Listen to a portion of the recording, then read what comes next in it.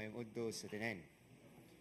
We see a very sharp contrast in the personages of our readings of today that proclaims something about our faith or lessons about faith, and as well as learnings when we don't have faith at all.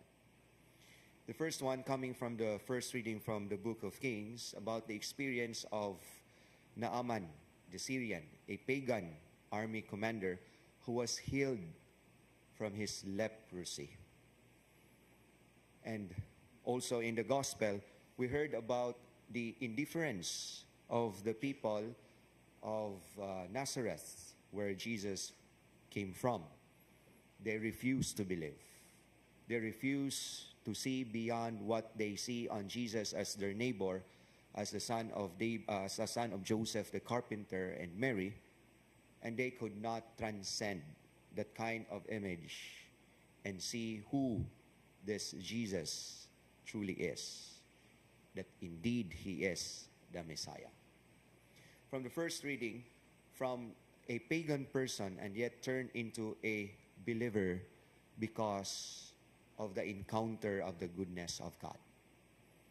He was a leper, and yet he was told about this Israelite girl, one of his servants, to go to Israel in order for him to plead for the healing of his leprosy. Gani nagyaw-yaw pa yun siya. Kaya wa siya atubang mismo ni Elisha. Gi-instrakan lang siya adto sa suba, adto sa sapa. Tuslob ngadto ika-7 kahigayon, no? Kung di ka abot og 7, di ka maayo. Manubra gani mausa di sa gamayo, no? Kanang paso, no? Siguro you are familiar with this term na paso, no? And yet he grumbled, how come this prophet of God, this man of God will not somehow approach me in person, and yet would only give me an instruction to go to this river, Jordan. And yet there are so many rivers in Syria far better than this river in Jordan. Ilang sapa dire lubog kayo takibag unsa naa diha sa ilaw. No may patong sapa sa Syria kay limpyo pa. But why? But somehow in his struggle of not believing, in his struggle of abandoning his cause for the gift of from his leprosy, came the very act of abandoning oneself to the will of God, abandoning oneself to the mysterious ways of God, far beyond our own comprehension, and even something that goes against logical consideration. And that is exactly what faith is all about. Og iya lang yung gituman. Og sa diha nga nahuman siya sa ika-7 nga tuslo sa sapa, siguro na iyan ang nabahuan ang baho sa sapa, no? Iyan ang na-realize unsa dili nindot nga sapa. But something wonderful happened. He was cured. And we are told about the reading that his skin turned into a kind of a skin of an infant, of a child. Nga kutis, hahamis na kayang kutis, no? Mura nagbata, no? Lupig ang tanan nga mga chinsanso nga ipangnudnod sa naong sa mga tao, no? Because of faith, because of his total abandonment to the incomprehensible and sometimes illogical ways of God. But as long as we believe, miracles do happen. In contrast to this is the indifference of the heart and minds of the people in Nazareth, ang mga katagilungsod ni Kristo. They have seen Jesus many times. They are so familiar with him.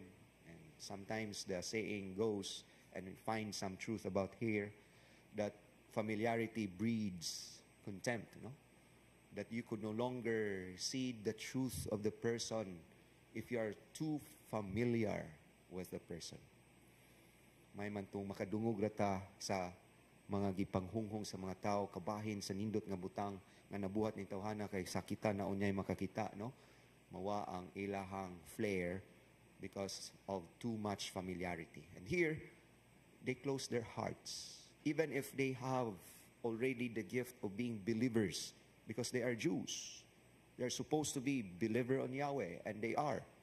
And yet they close their hearts on Jesus because of many biases.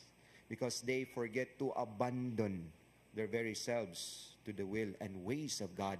Because they want to maintain the logical understanding of who God is. Where exactly it goes beyond and would not always be the case. Kaya kung atong ibutang ang Ginoo, ang atong pagsabot niya in our human logical consideration and understanding, then therefore, that is a wrong image of who God truly is. And the true image of God is coming from this pagan person with full of resentment at first, and yet with his abandonment, he was able to recognize and encounter the true God.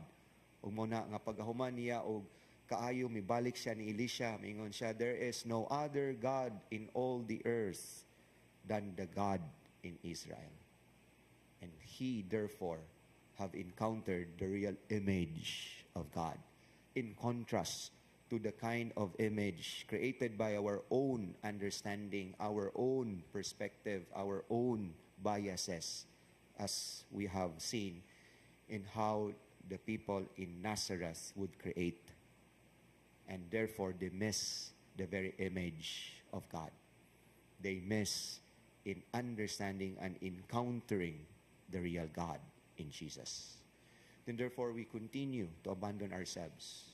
We continue to abandon ourselves in the ways of God, trusting in His own ways, believing on the ways of God, that in everything that we encounter, no matter how difficult these things to understand, and yet the Lord is there.